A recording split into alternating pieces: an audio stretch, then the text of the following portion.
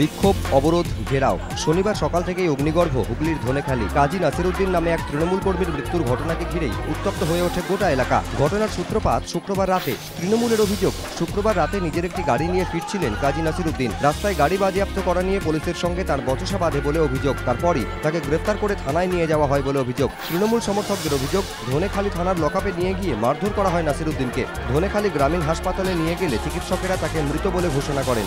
এরপরই শনিবার সকাল থেকে এলাকায় অবরোধ করেন স্থানীয় তৃণমূল সমর্থকেরা। ঘেরাও করা হয় ধনেখালি থানা। প্রায় 400-500 মানুষের জমায়েত হয় সেখানে। পুলিশের সঙ্গে বিক্ষোভকারীদের বচসা, হাতাহাতির জেরে উত্তাল হয়ে ওঠে পরিস্থিতি। পুলিশের সঙ্গে কার্যত শাসক দলের সমর্থকদের সংঘর্ষ বেঁধে যায় বলে অভিযোগ। পরিস্থিতি নিয়ন্ত্রণে আনতে লাঠিচার্জ করা হয়, ছোড়া হয় কাঁদানে গ্যাস। তবে পুলিশের তরফে লকআপে মারধরের অভিযোগ অস্বীকার করা হয়েছে। হুগলির পুলিশ সুপার তন্ময় রায়চৌধুরী জানিয়েছেন, মত্ত অবস্থায় রাস্তায় গাড়ি চালাচ্ছিলেন নাসিরউদ্দিন, তখনই হস্তক্ষেপ করে পুলিশ। তবে মৃত্যুর কারণ কি তা জানা যাবে ময়নাতদন্তের পরেই। ময়নাতদন্তের রিপোর্ট দেখার পরই দোষীদের বিরুদ্ধে ব্যবস্থা নেওয়া হবে বলে জানিয়েছেন তিনি।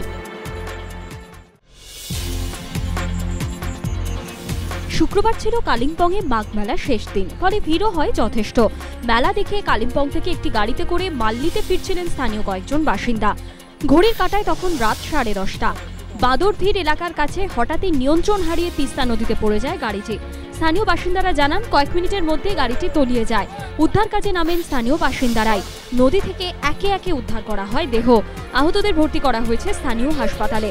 শনিবার সকালেও চলে উদ্ধার কাজ। ঘটনাস্থলে পৌঁছয় পুলিশ। দুর্ঘটনাগ্রস্ত গাড়িটি উদ্ধার করা গেলেও এখনো বেশিরভাগ যাত্রীরই খোঁজ মেলেনি।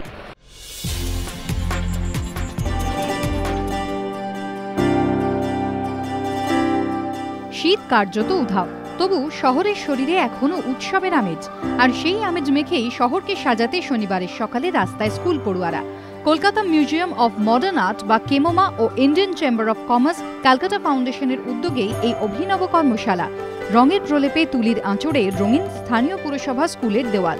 লাল নীলের টান ছবিতে ছবিতে তাকে রাঙিয়ে তুলতে পুরসভার ওই স্কুলের পড়ুয়াদের পাশাপাশি হাত লাগালেন কলকাতার অপর একটি স্কুলের ছাত্রীরাও। শিল্পী লালু প্রসাদ সাউয়ের তত্ত্বাবধানেই রং তুলি হাতে মেতে উঠল খুদেরা। কর্মশালায় যোগ দেন অন্যান্য শিল্পীরাও। ছিলেন আইসিসি ফাউন্ডেশনের ডেপুটি ডিরেক্টর নিবেদিতা সেনও। শহরকে সাজিয়ে তুলতে বেশ কিছুদিন ধরেই নানা ধরনের কর্মশালার আয়োজন করেছে কেমোমা ও ইন্ডিয়ান চেম্বার অফ কমার্সের ক্যালকাটা ফাউন্ডেশন। কখনো দিল্লির গণধর্ষণ কাণ্ড, কখনো পার্ক স্ট্রিট। বারবার সমাজের কাছে মাথা হেঁট হয়েছে এই ঘটনায়। কখনো মালালা ইউসুফজাইয়ের ঘটনা লজ্জা বাড়িয়েছে গোটা বিশ্বের কাছে। বারবার লাঞ্ছিত হয়েছে নারী সমাজ। অপমানের সাময়িক হার হয়তো হয়েছে, কিন্তু নারী সমাজ হারতে জানে না, জানে লড়াই করতে। ঘুরে দাঁড়াতে এই বার্তা দিতেই উষা গঙ্গোপাধ্যায়ের নাটক হাম মুক্ত তারা।